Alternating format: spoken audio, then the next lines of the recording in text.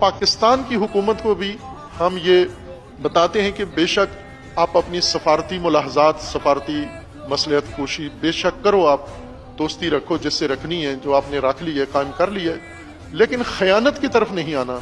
अभी America, Trump आपसे चूंकि तारीफें करता है आपकी, मुफ्त में नहीं करता, उसके बदले में उसको कुछ चाहिए।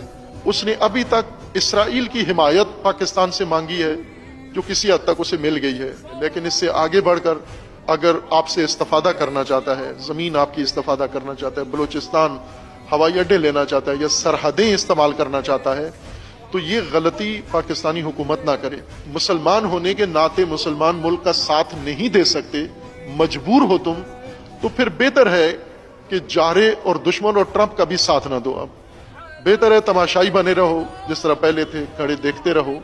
लेकिन अगर उसके साथी बन जाओगे आप, तो फिर ये मुश्किलात बढ़ेंगी, सबके लिए बढ़ेंगी ये मुश्किलात। अगर आज ईरान पर ट्रंप ये कार्रवाई करते और आप साथ देते हो, तो यकीन जान लें कि कल मोदी पाकिस्तान पे यही कार्रवाई करेगा और दुनिया साथ देगी उसका। ये कानून बन जाएगा, ये कायदा बन जाएगा। अगर अपनी उसूली सियासत जारी रखो, ईरान का साथ भी ना दो, अमेरिका का भी ना दो, उसूली सियासत अपनी पाकिस्तान के हक में और पाकिस्तान के मफाद में अगर उसी पर कायम रहो तो भी काबिल कबूल है।